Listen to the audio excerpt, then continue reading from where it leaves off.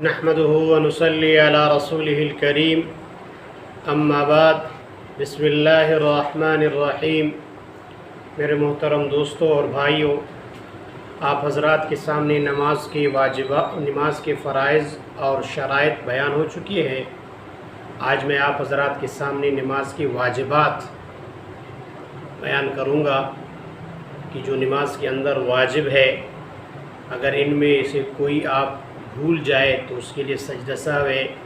سجدہ سہو کے طریقہ بھی آپ کو بتاؤں گا۔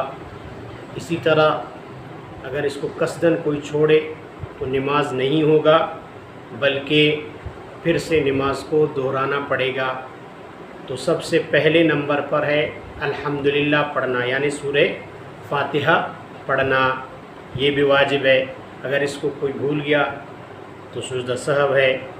اسی طرح یعنی جتنے واجبات اب آپ کے سامنے میں بیان کروں گا، ان میں سے کوئی آپ کا بھول جائے تو اس کے لیے سجدہ سہو ہے۔ قصداً کسی نے بھولا، قصداً چھوڑ دیا تو نماز نہیں ہوگا، نماز کو دوبارہ دہرانا پڑے گا۔ بھول گیا ان کے اندر تو پھر سے سمجھو اس کو سجدہ سہو کرنا ہے۔ تو سب سے پہلے نمبر پر ہے سورہ فاتحہ الحمدللہ پڑھنا۔ نمبر 2 اس کے ساتھ سورت ملانا، یعنی سورہ فاتحہ کے ساتھ سورت ملانا، یہ بھی واجب ہے۔ فرض کے پہلے 2 رکعتوں میں قرات کرنا نمبر 3 پر، یہ بھی واجب ہے۔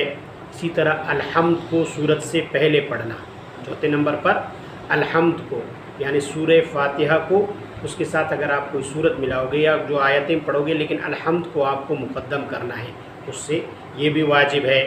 اور اسی طرح رکوع کر کے سیدھا کھڑا ہونا۔ آپ نے رکوع کیا، رکوع تو فرض ہے، رکوع سے اب پھر سمع اللہ لمن حمدہ کے لیے آپ اٹھیں گے تو سیدھا آپ کو کھڑا ہونا ہے۔ اگر یہ آپ بھول گئے تو آپ کو سجدہ سہو کرنا پڑے گا۔ قصداً چھوڑ دیا تو نماز واپس اور نماز نہیں ہوگا، نماز کو دوبارہ لٹانا ہوگا۔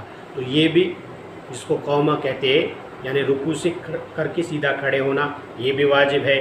اسی طرح چھٹے نمبر پر دونوں سجدوں کے درمیان بیٹھنا، دونوں سجدوں کے درمیان بیٹھنا یعنی آپ نے پہلا سجدہ کیا، پھر آپ نے اللہ اکبر کر کے بیٹھنا ہے سیدھا، یہ بھی واجب ہے۔ اگر اس کو اور سیدھا بیٹھنا ہے، اگر اس کو آپ بھول گئے تو اس کے لیے سجدہ سہو ہے۔ اور پھر پہلا قاعدہ کرنا، قاعدہ اخیرہ تو نماز میں فرض ہوتا ہے، لیکن 4 رکعتوں کے درمیان 2 قاعدے ہوتے ہیں نا، تو پہلا قاعدہ آپ نے کرنا ہے۔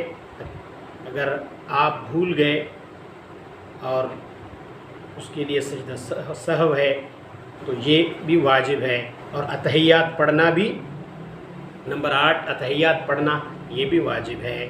اور لفظ سلام سے یعنی السلام علیکم، لفظ سلام سے نماز کو ختم کرنا، یہ بھی واجب ہے۔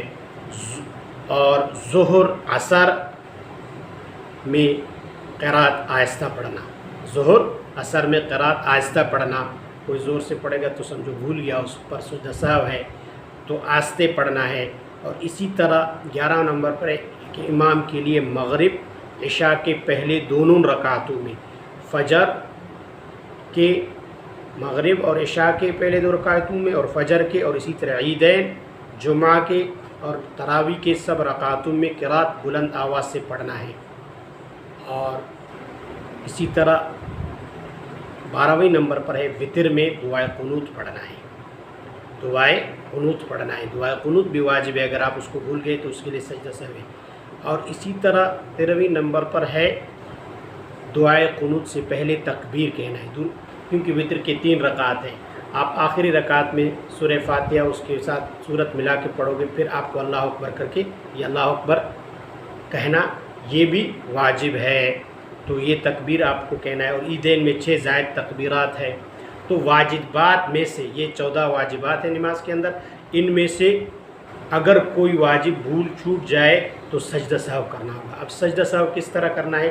آپ جو نماز پڑھ رہے ہیں اس کے آخری اتحیات ہے، اتحیات کو عبدہ رسولہ تک پڑھو گے آپ، پھر آپ ایک طرف سلام پھیر کے پھر اللہ اکبر کر کے ایک سجدہ کرو گے، پھر اللہ اکبر، پھر اٹھو گے، پھر دوسرا سجدہ کرو گے، اسی طرح دوسرا سجدہ کیا، پھر اللہ اکبر کر کے تحیات پھر سے، پھر اس کے ساتھ درود، پھر دعا، یہ ہو گیا سجدہ سہو کا طریقہ۔ لیکن یہ واجبات میں سے کوئی آپ سے بھول گیا ہے، جس طرح یہ 14 واجبات میں نے آپ کے سامنے بیان کیا، ان میں سے کوئی بھول گیا ہے، فرض کو اگر آپ بھول گیا ہے تو فرض کے لیے سجدہ سہو نہیں ہے، فرض کے بغیر نماز نہیں ہوتا ہے، تو واجبات کے اندر جو ہے واجب سجدہ سہو واجب کے لیے ہے، وہ بھی بھول جانی، اگر قصداً آپ نے بھولا ہے تو اس کے لیے آپ کو نماز دوبارہ سے دہرانا پڑے گا۔ اگر کوئی ایسا مسئلہ کسی کے سمجھ میں نہ ہو تو وہ ہم سے کمنٹ میں پوچھ سکتا ہے، ہم انشاءاللہ اس کو بتائیں گے۔ اللہ تعالی ہمیں عمل کرنے کی توفیق عطا فرمائے۔ وآخر دعوانا الحمدللہ رب العالمین۔